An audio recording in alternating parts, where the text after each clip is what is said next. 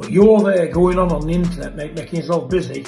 Now, it's personal, Joe, because at the end of the day now, mate, you want to hope he does back you for millions. You're going to have to fight anyway when you see me, ain't you? My grudge with John Fury is he went to a premiere of a movie called Prize Fighter. John was talking to illustrious company. One of the illustrious companies said to John, there's another boxer in this film called Joe Egan. Do you know Joe? He went, yeah, I know Joe. Joe's a fraud. Joe's a fake hard man. I will show him how much of a fake hard man. John Fury has issued a final warning to Joe Egan as he is constantly calling him out for a fight. On the other hand, Joe Egan publicly warned John Fury after criticizing what he saw as a change in demeanor over time, referring to Fury's earlier fiery challenge compared to a later appearance on the Free Bets podcast. Egan suggested that the once aggressive stance had faded. It's them or they again. Your worst nightmare. I watched you 4 months ago standing up screaming on the stage. Here I am! Any man alive want to fight John Fury? I'm here ready to go! Then I watched your podcast with Free Bets 4 months later. A timid shell, a shadow of the man 4 months previous. So, starting off with Joe Egan, how many times do you reckon he's searched for monthly worldwide in Google? Well. And you've wilted. You looked a faded, scared man talking on that podcast.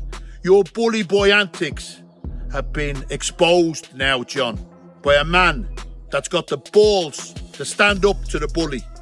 Okay? Now you step up to the mark. You come. However, John Fury shared what he described as his final response to ongoing public criticism, expressing frustration at people using his name for attention and views. He stated that he has no interest in low-level exhibition bouts or small paydays, emphasizing that he is financially comfortable and no longer motivated by conflict. Just a quick video to straighten one or two things up out there. I find it very embarrassing when people's got to start using people's names to make a living, where they've had that big of a failed career, they can't do nothing themselves off their own name. So what I'm going to say, make it quite clear, there's no Christmas money for anybody. There's never going to be any paydays out of John Fury because I've worked too hard for my money. You know, and at the end of the day, I'm sitting pretty, I don't need money. You know, I've got bigger and better fish to fry than going on trivial about 60-year-old men fighting up and down what no one wants to see. You know, but I'm happy, I'm comfortable where I'm at in life. I'm comfortable in my boxing career. I fought the best men in Britain and Europe. And you want to check the record and check the men I fought, you can do. That's there. And I've done that and I'm happy with it. I was never a world beater, don't claim to be. But what I'm trying to say is, it's a sad state of play when people's got to keep mentioning one man, John Fury. I was never anything worth mentioning, yet they want to keep burning my name out. Good God, there's better men to talk about than me out there. But they keep picking on me for some reason because people are that sick and weak-minded. They want to pay them 50 or 100 quid to make a podcast talking about me. You know, who am I to keep talking about? You know, bloody hell, it's embarrassing, to be fair with you, when people's got to use one man's name before they can get a viewing figure. If they talk about anybody else, they don't. No one's interested. They talk about John Fury. But listen, I'm quite happy that people are still interested in what they've got to say about me.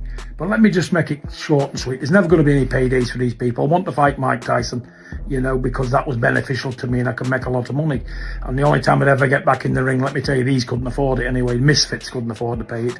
You know, at the end of the day, I'm not going to risk my life for peanuts when I've already made it, am I? You know, so at the end of the day, I'm laughing, sat here, you know, enjoying life. Success is brilliant. You know, I'm just sorry for sad people who can't leave my name out their mouth, but I got to smile. There's no more aggression coming from me. I'm not making any more videos regarding fighting because it's a non-entity now for me. I'm moving on to bigger and better things. And I apologise to everybody I've offended, you know, my bad language and my rants and that, but I'm going to clean up my act from now on and be a bit more sensible, you know, because believe it or not, you know, there's better things in life than to talk about fight, box. And it wasn't kind to me. And I made $4,000 out of 14 fights I had. Made $4,000, got beat to death for nothing at short notice. But that's by and by. It's brought us to where we are today. But, you know, it's paid dividends. I'm sat here now, lovely and happy. So, God bless. And have a lovely Christmas to everyone. And again, I apologise for my bad language. You won't hear it again. I'm not making any more videos, not responding to any more non-entities. So, have a good Christmas. I look forward to seeing you. Moreover, John Fury seems to be chasing Carl Froch for a showdown. Joe Egan and Carl Froch both discussed the childishness from John Fury recently. Where's Big John Fury, the fighting man? Where is it? Where is he gone? I've got to ask you while I've got you on. You can sue me. You two shithouses can try and to me. I'll batter the shit out of the two of you. And if I've got to go back to jail for you two shithouses... Carl, it's the amount of support that I've got for people that wanted me to put manners on John Fury. Absolutely. Right? What's he done? Has he left the country? Where is he? I don't know where he's gone. I think he's hiding under a rock somewhere, you know, like the vermin that he is. It's unbelievable. He's Because he vanished. insulted me. He bullied people over the years, and then the headbutt that he threw at that young Ukrainian in Saudi highlighted him for what he is. He's a thug, he's a bully. I hate to say he's a coward, because he called the fight on. I'll fight any 58-year-old man on the planet. I've stepped up to the mark because he insulted me with Russell Crowe. Neither of us were any good, Carl. Both of us were just tough. My chin's been hit by 4 heavyweight champions of the world and not knocked out. He got hit by 1 and was knocked out. So I believe my chin is better than his. We're too old to dance around the ring. We'll stand in front of each other if he gets the courage to get in with me, and we'll punch until one of us gives, one of us breaks. And I think he would break before me. And that's what I believe. And if he believed different, he'd have taken the fight, Carl. I do believe in his mind that he thinks, well, Joe Egan might be just a little bit too much for him. A lot of money being offered. Maybe he doesn't need the money. No harm to me. Yeah, but he was the one who called it on, not you. He started it. He gave it the big one. He started it, Carl. He had his bluff called, and then he went quiet. I like John Fury. I've met him on a number of occasions, and I've always felt him to be a very educated voice around boxing. His recent incarnation over the last 2 or 3 years of John becoming front and centre of the circus, like a Cirque du Soleil horror show, I think that's embarrassing. I think Carl Froch is putting in a video. By the way, Carl Froch is standing right there when he's saying, where is he? Carl Froch is doing his first broadcast for Netflix. He doesn't want any of this. The one thing I don't think Carl Froch is frightened of is John Fury. I know it's theatrics. I know it's part of the show. I know it brings noise, and I suppose in its space it does its job. But is it not just a tad embarrassing?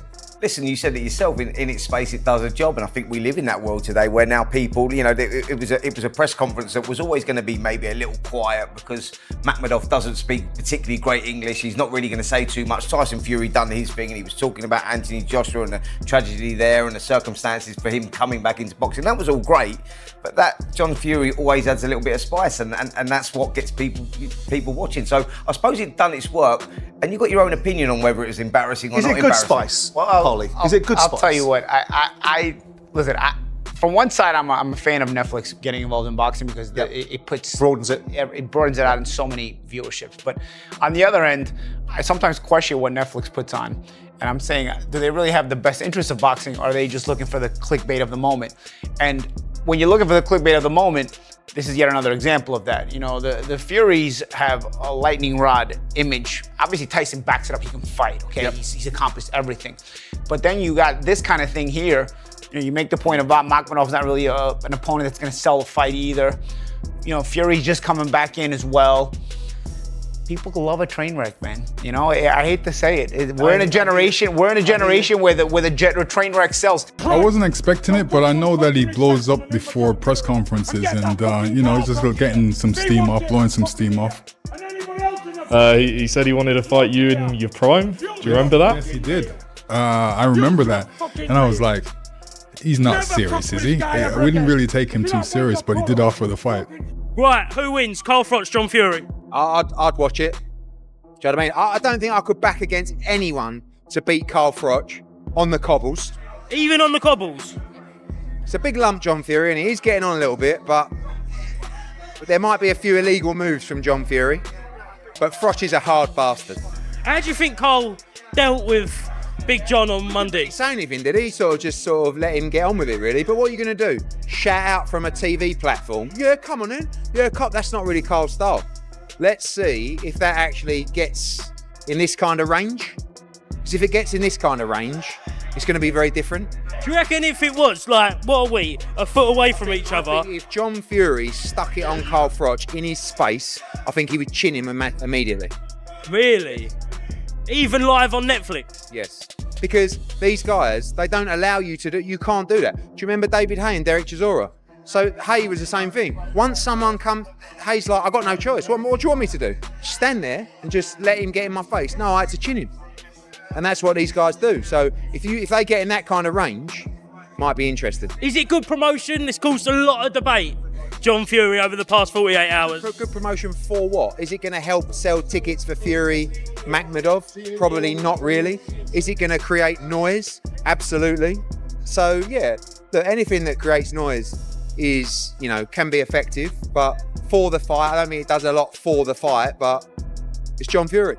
Alright everyone, stay tuned for the latest in boxing news, highlights, events, and stories. Subscribe to Glovelard and turn on notifications so you never miss an update. Be sure to watch our other videos too. Until next time, take care and stay safe.